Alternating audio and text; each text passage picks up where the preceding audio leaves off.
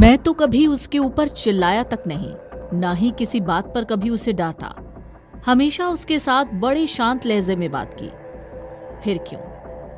गुरुवार दोपहर को दिल्ली में एम्स ट्रॉमा सेंटर में मुर्दा घर के बाहर बैठे कुलदीप बस इतना ही बोल पाए और फूट फूट कर रोने लगे। पास खड़े सिपाही ने पन्ने पलटते हुए कुछ कागज उनकी तरफ बढ़ाए, जिन पर उन्होंने कांपते हुए हाथों से दस्तखत कर दिए। कुछ देर ठहरे और एक बार फिर उनकी आंखों से आंसू बह निकले।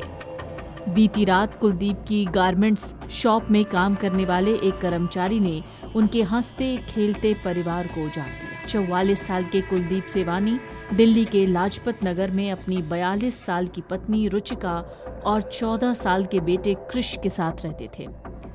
घर से कुछ दूरी पर ही कुलदीप की गारमेंट्स शॉप है।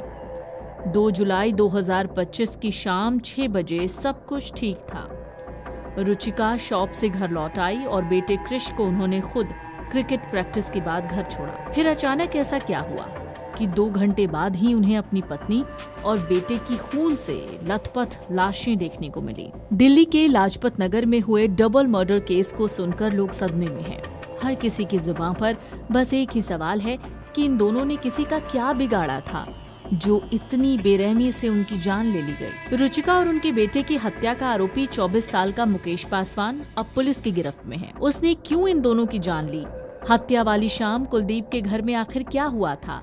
आइए आपको पूरी कहानी बताते हैं। 2 जुलाई 2025 की शाम को रुचिका शॉप से लगभग 6 बजे लाजपत नगर के F ब्लॉक में बने अपने घर वापस आई। 10वीं क्लास में पढ़ने वाला बेटा कृष क्रिकेट की प्रैक्टिस पर गया और प्रैक्टिस खत्म होने के बाद कुलदीप ने ही उसे घर छोड़ा था। इसके बाद वो अपनी शॉप पर आ गए। एक रिपोर्ट के मुताबिक शाम लगभग 7:30 बजे उन्होंने अपनी पत्नी रुचिका को फोन किया, लेकिन कॉल नहीं उठा। कुलदीप को लगा शायद रुचिका किसी काम में लगी होगी। कुछ मिनट रुकने के बाद उन्होंने बेटे कृष का नंबर डायल किया, लेकिन उसने भी फोन नहीं उठाया। अब कुलदीप को चिंता हुई। उन्होंने अपने कर्मचारी को घर पर चेक करने के लिए भेजा। कर्मचारी पहुंचा तो दरवाजा अंदर से बंद था। कई बार घंटी बजाने के बाद भी नहीं खोला गया। उसने वहीं से कुलदीप को फोन मिलाया, सारी बात बताई। परेशान कुलदीप तुरंत घर की तरफ दौड़े और जब दरवाजा नहीं खुला तब बाहर खड़ी एक कार के ऊपर चढ़कर अंदर झांका। कुलदीप का कलेजा कांप गया। अंदर खून के निशान दिख रहे थे। उन्होंने तुरंत पुलिस को खबर दी। कुछ ही देर में दिल्ली पुलिस की गाड़ी मौके पर पहुंची। दरवाजा तोड़कर जब दिल्ली पुलिस की टीम अंदर दाखिल हुई तो बेडरूम में रुचिका की लाश थी। पास ही एक स्टूल भी था। खून के धब्बों का पीछा करते हुए पुलिस आगे बढ़ी तो बाथरूम में उनके बेटे कृष की लाश थी। दोनों के गले पर किसी धारदार हथियार से हमले के निशान थे। मौकाए वारदात को देखकर अंदाजा लगाया जा सकता था कि यह हत्या शाम 7 बजे से 8 बजे के बीच हुई। पुलिस ने छानबीन की तो घर में लगे सीसीटीवी कैमरे के तार कटे हुए थे। शायद कातिल को घर के अंदर और बाहर की पूरी जानकारी थी। अब पुलिस ने आसपास की सीसीटीवी फुटेज खंगाली। पास की एक बिल्डिंग की सीसीटीवी फुटेज में एक शख्स शाम 7:30 बजे कुलदीप के घर की घंटी बजाते हुए और 17 मिनट बाद 7:47 पर निकलते हुए दिखाई दिया। कुलदीप ने फुटेज देखी तो पहचान लिया कि ये उनकी दुकान में काम करने वाला कर्मचारी मुकेश पासवान है। बिहार के रहने वाले मुकेश का दुकान का कर्मचारी होने की वजह से घर में आना जाना था। कुलदीप ने पुलिस को बताया कि एक दिन पहले ही छुट्टी को लेकर रुचिका के साथ उसकी बहस हुई थी। वो बहुत ज्यादा छुट्टियां लेता था, अक्सर झूठे बहाने मारकर गायब रहता। मंगलवार को हुई बहस के बाद रुचिका ने उससे वो 40,000 रुपए भी लौटाने के लिए कहे जो उसने कुछ समय पहले उधार लिए थे। इन बातों को सुनकर पुलिस ने अंदाजा लगाया कि इसी वजह से मुकेश ने कुलदीप की पत्नी और बेटे की हत्या की होगी। कुलदीप के घर के दरवाजे में ऑटोमेटिक लॉक सिस्टम है, इसलिए हत्या को अंजाम देने के बाद मुकेश जब मेन गेट से बाहर निकला तो दरवाजा खुद ब खुद अंदर से बंद हो गया। जाते वक्त मुकेश अपने साथ कृष का मोबाइल ले गया।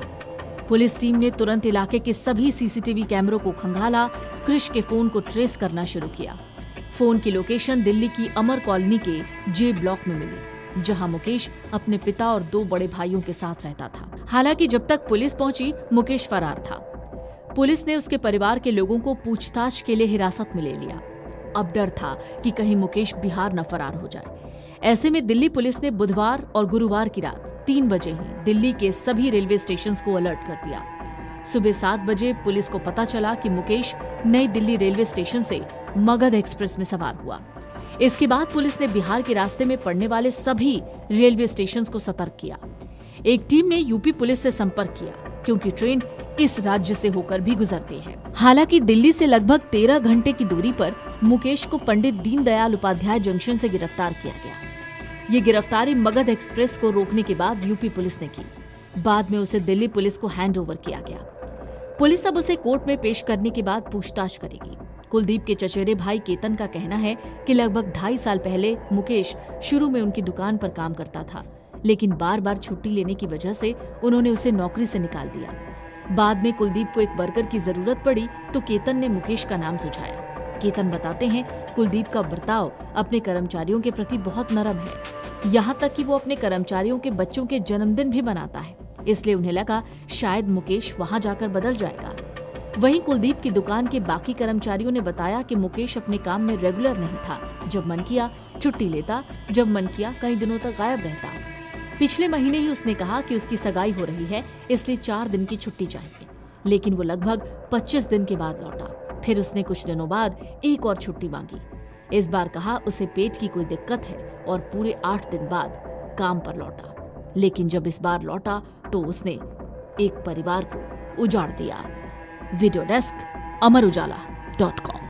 अगर आप ये वीडियो YouTube पर देख रहे हैं तो हमारे चैनल को सब्सक्राइब कर बेल आइकन दबाएं और Facebook पर देख रहे हैं तो हमारे पेज को लाइक करें।